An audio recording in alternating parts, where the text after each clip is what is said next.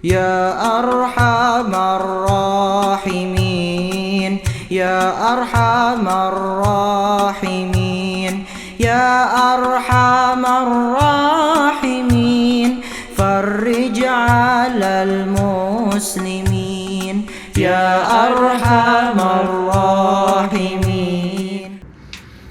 رقت عيناي شوقا ولطيبة ذرفت عشقا فأتيت إلى حبيبي فاهدأ يا قلب ورفقا صلي على محمد السلام عليك يا رسول الله السلام عليك يا حبيبي يا نبي الله السلام عليك يا رسول الله السلام عليك يا حبيبي يا نبي الله يا رسول الله. قلب بالحق تعلق وبغاره يتعلق يبقي يسأل خالقه فأتاه الوحي فأغرق اقرأ يا محمد السلام عليك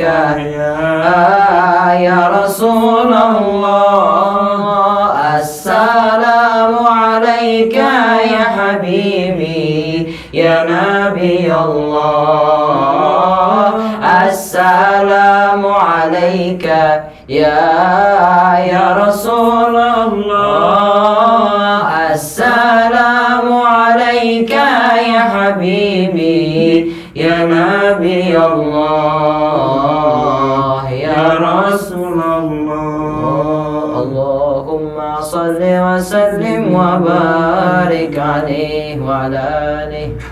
Bismillahirrahmanirrahim. Assalamualaikum warahmatullahi wabarakatuh. Alhamdulillah kita pada saat ini bertemu lagi dalam acara Q&A dari Instagram Ashab Alwi. Langsung saja saya bacakan pertanyaan yang sudah masuk di sini. Pertama dari Yulia Maghrifa 03. Assalamualaikum Sayyid, kalau bersolawat sikap posisinya yang baik itu bagaimana? Assalamualaikum warahmatullahi wabarakatuh. Alhamdulillah rabbil alamin. Wassalatu wassalamu ala sayyidina wa habibina wa syafi'ina wa maulana Muhammadin wa ala alihi wa sahbihi ajma'in. Amma ba'du. Alhamdulillah, segala puji bagi Allah yang telah memberikan banyak sekali nikmat kepada kita. Mudah-mudahan kita selalu bersyukur kepada Allah Subhanahu wa taala insyaallah, dan mudah-mudahan semua nikmat yang Allah berikan kepada kita insyaallah bisa bermanfaat untuk di akhirat nanti. Amin amin ya rabbal alamin. Salawat serta salam semoga tercurah kepada junjungan kita Nabi mulia baginda Nabi besar Nabi Muhammad sallallahu alaihi wasallam beserta keluarganya, sahabatnya dan juga pengikutnya setia sampai saat ini. Amin amin ya rabbal alamin. Nah, pertanyaan pertama daripada sholawat, bagaimana kita jika bersolawat, sikap kita, posisi kita ketika kita bersolawat. Pertama, sikap kita ketika bersolawat tentunya kita harus mengetahui dulu apa itu solawat. Allah Subhanahu wa taala berfirman, "Innallaha wa malaikatahu yusholluna 'alan nabi, ya ayyuhalladzina amanu shallu 'alaihi wa sallimu taslima." Bukan saja manusia yang bersalawat kepada baginda Nabi Muhammad, malaikat pun juga bersalawat kepada baginda Nabi Muhammad sallallahu alaihi wasallam. Oleh karena itu hadirin hadirat yang dimuliakan oleh Allah Subhanahu wa taala, salawat adalah bentuk munajah. Bentuk kita benar-benar kita rasa bersyukur kita karena dijadikan sebagai umat baginda Nabi Muhammad sallallahu alaihi wasallam. Bagaimana kita menyampaikan rasa rindu kita kepada baginda Nabi Muhammad sallallahu alaihi wasallam. Hadirin hadirat yang dimuliakan Allah Subhanahu wa taala. Sikap dalam kita bersolawat tentunya pertama, kita perlu dalam hati kita seakan-akan kita bersolawat seakan-akan ada Rasulullah sallallahu alaihi wasallam di depan kita.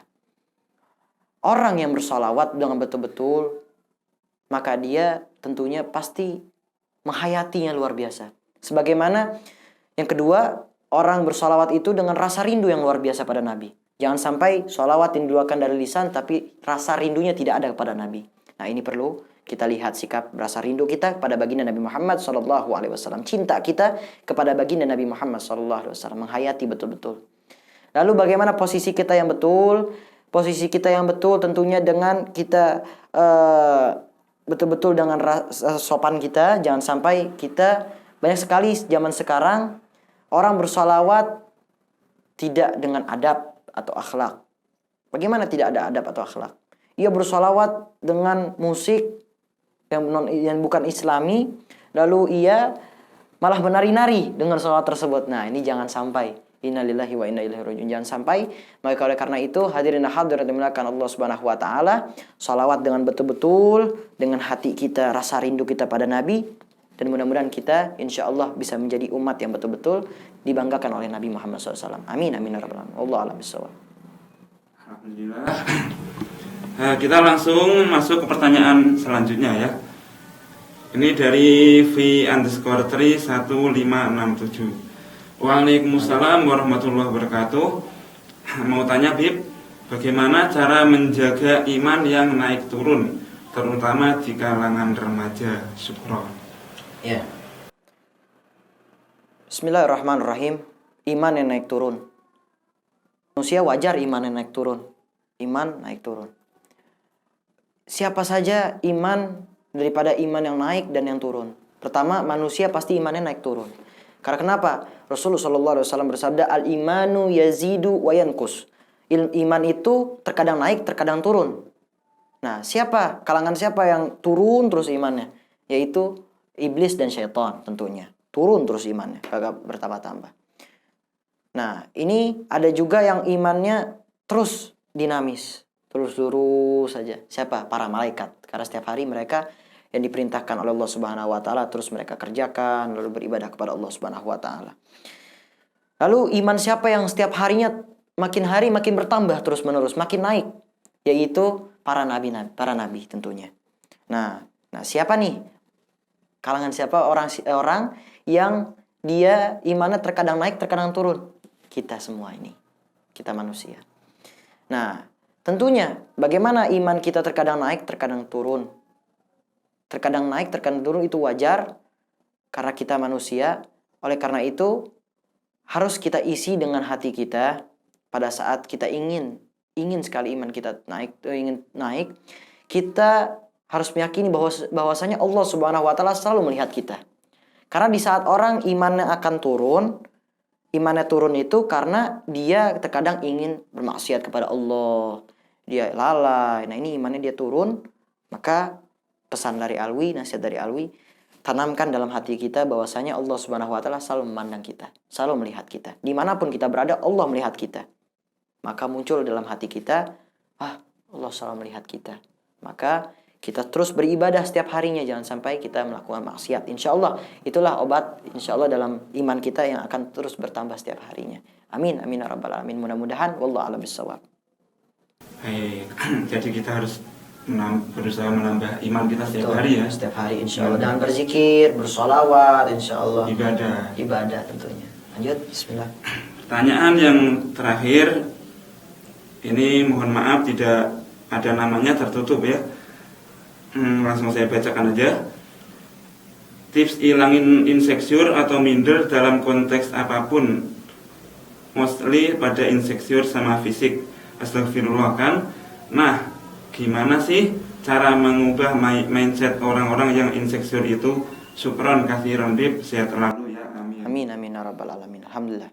Nah, ini minder, insecure pada dalam dirinya, insecure dalam pemikirannya tentang fisik.